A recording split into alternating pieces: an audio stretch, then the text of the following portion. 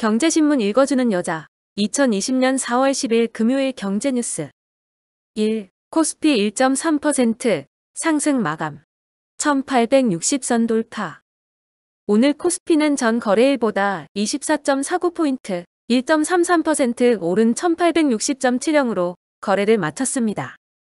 종가 기준으로 3월 11일 이후 한 달 만에 가장 높은 수준입니다. 유가증권 시장에서는 개인이 2,521억 원어치를 순매수했습니다. 기관과 외국인은 각각 2,069억 원, 553억 원을 순매도했습니다. 2. 배달의 민족 결국 백기. 새 요금체계 백지화.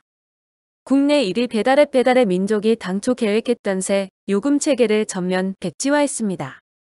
이재명 경기지사 등 정치권을 중심으로 배민의 갑질을 지적하는 목소리가 커지자 부담을 느낀 것으로 풀이됩니다. 배민을 운영하는 우아은행제들의 김봉진 의장과 김범준 대표는 10일 진심으로 사과드립니다. 요금체계 개편을 백지화하겠습니다라는 제목의 사과문을 배포했습니다. 3. KB금융, 프루덴셜 품고 리딩금융 탈환 눈앞. KB금융이 프루덴셜 생명을 인수하면서 신한금융에 빼앗겼던 리딩금융그룹 자리를 조만간 탈환할 것으로 전망됩니다. 특히 그룹 내 포트폴리오 확대와 계열사별 시너지가 예상되는 가운데 시니어 타기 서비스를 확대할 수 있을 전망입니다. 최근 코로나19 여파로 인한 경제 상황을 감안하면 인수 가격이 다소 높다는 지적도 있지만 이번 입찰에서 가격 순위가 두 번째로 알려졌습니다. KB금융 측은 면밀한 계산 결과를 바탕으로 했으며 자금 조달 계획 이행을 통해 안정적인 건전성을 유지할 수 있을 것으로 자신했습니다. 4. 동반자로서 위기 극복. 삼성, LG가 내민 2조 원 규모 LCD 패널 공급 의사 긍정적. LG디스플레이가 삼성전자에 약 1에서 2조 원 규모의 LCD 패널 납품 의사를 전달했습니다. 삼성전자는 코로나19 팬데믹과 LCD 사업 철수가 맞물리면서 제품 공급량과 운송료 절감 등을 고려했을 때 납품처를 찾고 있던 LG디스플레이가 내민 의사를 긍정적으로 검토하고 있는 것으로 알려졌습니다. 규모는 약 1에서 2조 원으로 삼성전자가 올해 필요로 하는 LCD TV 패널 300만 개 가운데 150만 가량을 공급할 수 있는 수준입니다. 5. 가격 20% 낮춘 올레드 60인치. 올 TV 시장 대세. 전 세계 올레드 TV 시장이 코로나19로 직격탄을 맞은 가운데 올해 60인치대가 시장을 하드 캐리할 것으로 보입니다. 대형 TV의 입문격인 60인치대가 합리적인 가격선까지 내려오면서 내년에는 50인치대를 넘어설 것으로 예상돼 코로나19에도 불구 TV 대형화 흐름을 주도할 것으로 보입니다. 60인치대가 큰 폭으로 성장할 것이란 전망 기저에는 가격 합리화가 주요할 것으로 업계는 보고 있습니다. 6. 2020년형 나노셀 TV 글로벌 본격 출시. 나노셀은 약 1나노미터 크기의 미세 입자를 TV 패널에 적용한 기술입니다. LCD 패널 위에 더 씹힌 미세 입자들이 백라이트에서 나오는 빛의 파장을 정교하게 조정해 색을 세밀하고 정확하게 표현합니다. 기존 LCD TV는 고유한 빨간색 파장에 노란색이나 주황색 등 다른 색의 파장이 미세하게 섞여 실제와 다른 빨간색을 보여줄 수 있습니다. 나노셀 기술은 이러한 노란색과 주황색의 파장을 흡수해 실제와 가장 가까운 빨간색으로 만들어져 순색 표현력을 높여줍니다. LG전자는 독자 개발 나노셀 기술을 적용한 LCD TV에 LG 나노셀 TV 브랜드를 2017년부터 해외에서 사용해 왔습니다. 올해는 국내에도 LG 나노셀 TV 브랜드를 확대 적용해 시너지 효과를 극대화할 계획입니다. 7. 반포 3주구 재건축 대우건설 vs 삼성물산 2파전. 10일 오후 2시 서울 강남권 알짜 재건축으로 꼽히는 반포 주공 1단지 3주구 수주 입찰이 마감됐습니다. 업계에 따르면 대우건설과 삼성물산 두 개 건설사가 최종적으로 입찰서를 접수한 것으로 조사됐습니다. 이에 반포 3주구 수주전은 대우건설과 삼성물산 간 2파전으로 압축됐습니다. 대우건설은 입찰 전부터 반포 3주구에 자사가 시공한 대한민국에서 가장 비싼 아파트인 한남더위를 뛰어넘는 국내 유일의 랜드마크 브랜드를 선보이겠다고 기대감을 지속적으로 키워왔습니다. 8. 미국 코로나 치료 후보물질 삼성바이오가 생산한다. 10일 삼성바이오 로직스가 미국 비어바이오 테크놀로지와 코로나19 치료 후보물질 위탁 생산을 위한 확정의향서를 체결했다고 10일 밝혔습니다.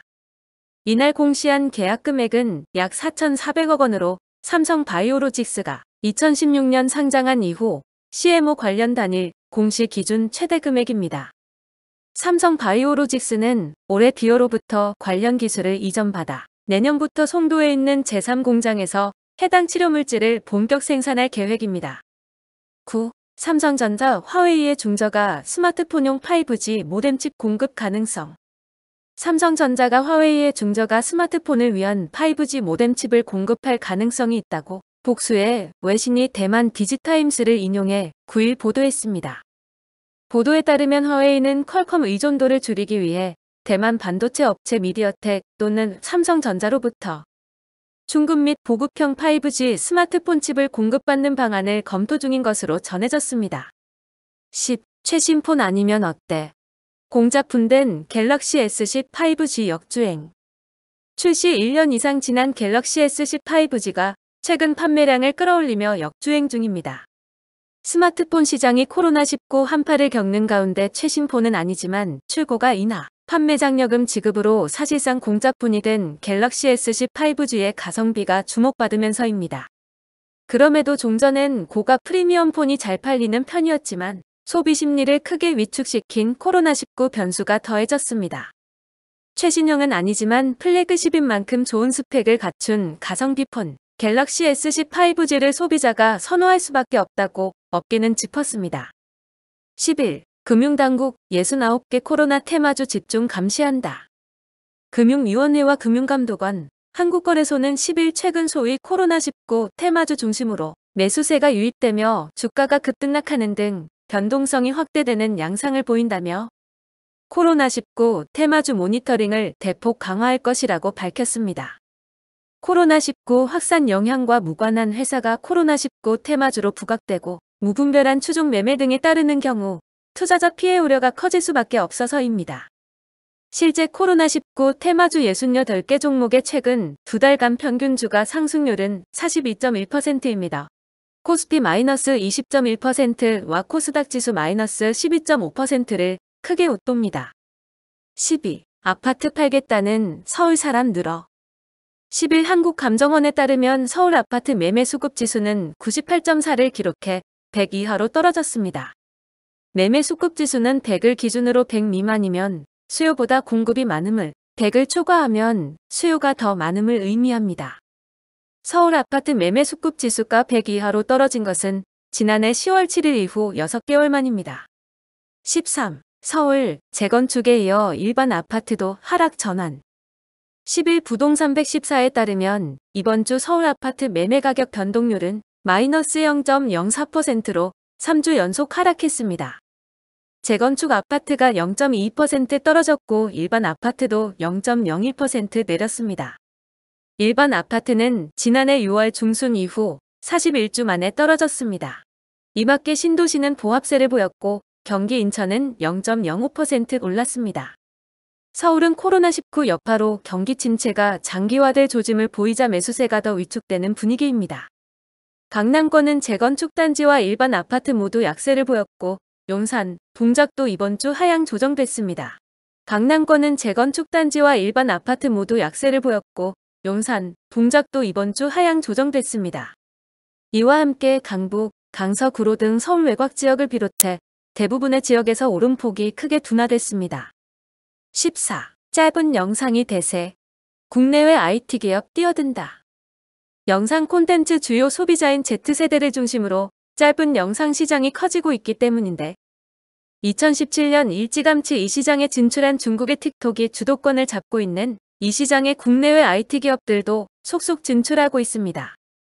9일 관련 업계에 따르면 네이버는 10일 숏폼 동영상 에디터 블로그 모먼트를 출시합니다.